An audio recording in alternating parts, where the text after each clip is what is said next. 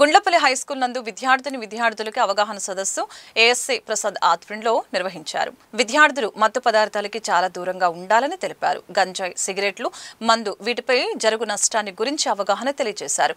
పిల్లలు హైస్కూల్ వయసులోనే చెడు వ్యసనాలకి పాల్పడుతున్నారని తల్లిదండ్రుల్ని హెచ్చరించారు. చదువు అనేది ఎంత విలువైనదో పిల్లలకు తెలియజేస్తూ ఆస్తి ఇవాళ ఉంటుంది, రేపు పోతుంది, కానీ చదువు మాత్రం మన జీవితాంతం ఉంటుందని తెలియజేశారు. పిల్లలకు అలాగనే ఆడపిల్లలకు చిన్న వయసులోనే పెళ్లిలు చేయడం చట్టరీత్యా నేరమని అవగాహన కల్పించడం జరిగింది. కార్యక్రమంలో గుండ్లపల్లి హైస్కూల్ స్టాఫ్, గ్రామ పెద్దలు, హైస్కూల్ పిల్లల తల్లిదండ్రులు తదితరులు పాల్గొన్నారు. ఆస్తి ఉంటది, రేపు పోయిద్ది. తరగని ఆస్తి ఏది అంటే ఒక్క చదువు. ఒక మంచి జరిగినప్పుడు 4 ఇబ్బందులు మాటలు వస్తాయి. దాన్ని సరిదిద్దుకొని జాగ్రత్తగా ఒడిగాడుకలు నేర్చుకొని జాగ్రత్తగా ఉండటమే కావాల్సింది.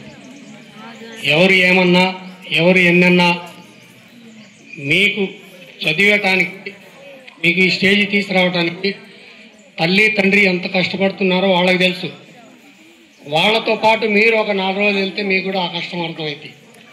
Thank you sir. మంచి మెసేజ్ ఇచ్చారు, స్టూడెంట్స్కి మంచి మెసేజ్ ఇచ్చారు. ఎందుకంటే మనం ఈ ఏజ్లో ముఖ్యంగా బ్యాడ్ హ్యాబిట్స్, మొన్న మన స్కూల్లో జరిగినటువంటి ఇన్సిడెంట్స్ చూస్తే చాలా బాధ. మీ పట్ల ఒక లక్ష్యం పెట్టుకుంటారు, మా అమ్మాయిని ఇది చేయాలి, మా అబ్బాయిని డాక్టర్ చేయాలి, మా అమ్మాయిని ఇంజనీరింగ్ చేయాలి, మా అబ్బాయిని సాఫ్ట్వేర్ ఇంజనీరింగ్ చేయాలి అని చెప్పేసి మీ పేరెంట్స్ మీ పట్ల చాలా డ్రీమ్స్ పెట్టుకుంటారు. ఆ డ్రీమ్స్ని మీరు నెరవేర్చాలంటే ఏం చేయాలండి? కష్టపడి చదవాలి. కష్టపడితో పాటు ఇష్టపడి చదవాలి చదువుని. మేము చూస్తూ ఉన్నాము. నేను మొన్నదా పిడుగురాళ్ళలో పనిచేస్తే ఒక ఆయన ఫోన్ చేసి స్టేషన్కి, ఏమండి మా ఇంటి దగ్గర ఒక అతను గొడవ చేస్తున్నాడు, కొద్దిగా రాండి అంటే, మేము రాత్రిపూట రాము బాబు, తాగుంటే అసలు రాము అని చెప్పాము. కాదండి మీరు రావాల్సిందే, మాకు చాలా ఇబ్బందిగా ఉందంటే మా ఉన్నతాధికారులు చెప్పి వెళ్ళాం. అక్కడ పోతే పరిస్థితి ఏంది?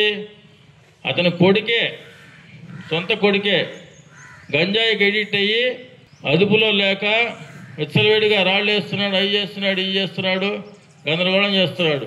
సరే మేము అడ్డగొట్ట పోయి కష్టపడి 3 పోయి తీసుకొచ్చి మా కస్టడీలో పెట్టుకోవడం జరిగింది. అతను ఏ స్టేజ్లో ఉన్నాడంటే బాగా ఎడిట్ అయిపోయాడు.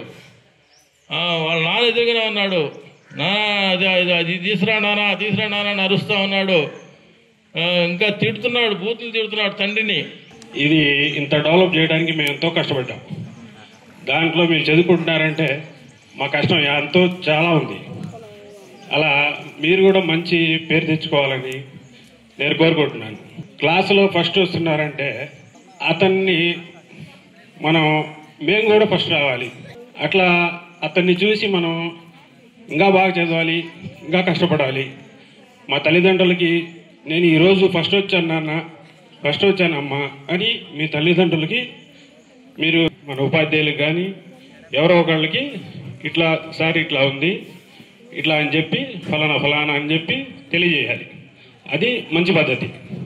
అది ఎంత వాళ్ళు మంచిగా ఉంటారో కొంచెం చేతులు, నేను మంచివాళ్ళలాగా ఉండాలి, మా తల్లిదండ్రులు మా ఉపాధ్యాయులు అని ఇలా చేతులెత్తి మంచివాడిని అనుకుంటే చాలదు.